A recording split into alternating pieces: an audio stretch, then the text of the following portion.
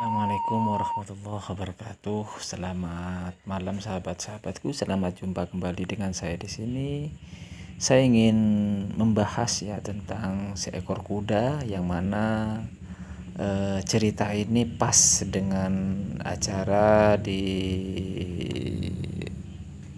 bulan ini ya, bulan Agustus sahabatku. Bulan Agustus adalah hari kemerdekaan Republik Indonesia sahabat-sahabatku, dan mari kita bahas tentang seekor kuda sahabatku. Seekor kuda yang mana kuda ini juga ikut berjuang ya dalam memerdekakan negara kita ini sahabat-sahabatku, seperti itu. Ada beberapa kuda sahabat-sahabatku yang ikut berjuang, ikut andil dalam perjuangan ini, dan salah satunya adalah kuda hitam legam milik dari Kiai Diponegoro sahabatku. Kuda ini berwarna hitam legam sahabat-sahabatku, dan di ujung kakinya itu berwarna putih sahabatku, yang mana warna itu juga menurut perhitungan Jawa adalah kuda keberuntungan atau kuda yang terbaik, seperti itu sahabat-sahabatku.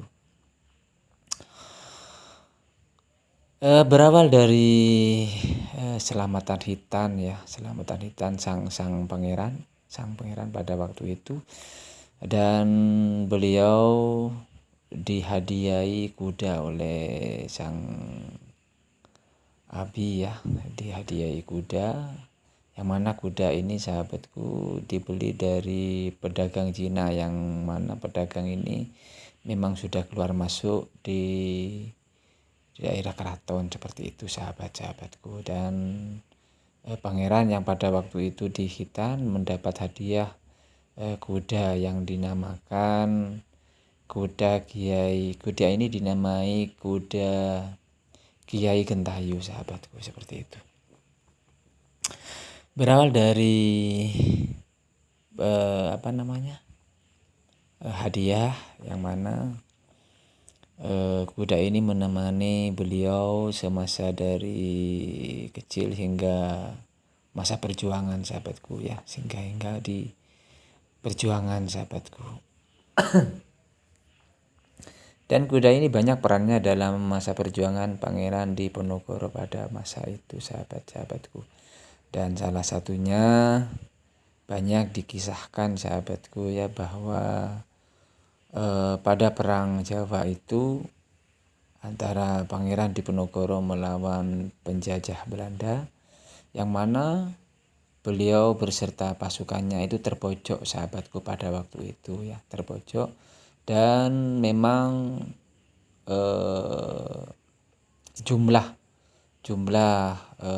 tentara itu yang tidak seimbang sahabatku, seperti itu ya pada waktu itu, yang mana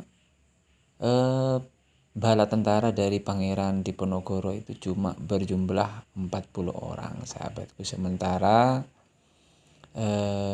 jumlah Belanda itu ratusan orang sahabatku, seperti itu. Sehingga bala tentara dari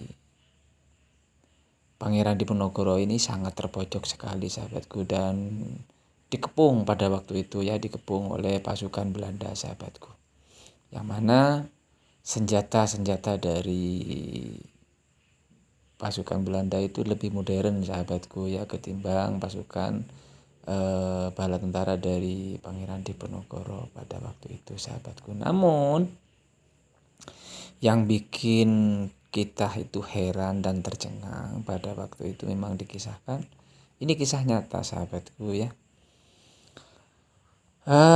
pada posisi yang terbojok itulah seekor kuda itu tampil sahabatku pada perang itu dan menyelamatkan semua bala tentara dari Pangeran Diponegoro sahabatku. Kuda itu ngamuk sehingga membuat bala tentara dari kolonial Belanda itu kocar-kacir sahabatku ya, semraut begitu sahabatku. Ada yang lari, ada yang terkena injak, pokoknya sembarang sudah sahabatku, karena kuda itu ngamuk sahabatku pada waktu itu ya. Sehingga perhatian Belanda itu tertuju pada kuda yang ngamuk itu sahabatku, dan mereka juga tidak perhatian pada Pangeran Diponegoro dan pasukannya, sehingga Pangeran Diponegoro dan pasukannya itu bisa meloloskan diri dari kebungan itu sahabatku, seperti itu. Namun ujung-ujungnya si kuda itu terpeleset dan jatuh di lumpur, sehingga membuat pergerakan kuda itu tidak leluasa, dan ujung-ujungnya juga kena ditombak dan dibedil juga sama kolonial Belanda pada waktu itu sahabatku, sehingga kuda itu pun mati di tempat itu sahabatku, begitu. Namun perjuangan kuda itu juga tidak sia-sia sahabatku. Pada waktu itu Pangeran Diponegoro beserta bala tentaranya yang 40 orang itu bisa lolos, terselamatkan dari kepungan Belanda itu sahabatku. Begitulah perjuangan seekor kuda yang dinamai, kudanya itu dikasih nama Kiai Gentayu sahabatku, seperti itu. Banyak ya kisah-kisah yang yang di luar nalar kita, seperti Kiai Pakeling itu kudanya Untung Suropati, itu juga banyak perjuangannya sahabatku dalam kemerdekaan di Republik Indonesia ini sahabatku, seperti itu. Dan sampai di sini dulu sahabatku ya, kisah tentang seekor kuda yang banyak mengisahkan cerita-cerita penuh dengan dramatis dan perjuangan juga sahabatku. Dan akhirnya cerita ini kami tutup, semoga bermanfaat, dan harapan saya kita ini sebagai generasi tidak kalah tidak kalah semangat ya dari kuda-kuda itu, dan perjuangan kita adalah membuat negara ini makmur tanpa kesalahan apapun, seperti itu. Harapan saya seperti itu sahabat. Tidak usah neko-neko, yang penting kita tidak berbuat ulah ya untuk negara ini. Kita buat generasi kedepannya itu lebih baik dan lebih bagus dan lebih berprestasi, seperti itu sahabat-sahabatku. Oke. Dan kami akhiri cerita ini, dan akhirnya wassalamualaikum warahmatullahi wabarakatuh.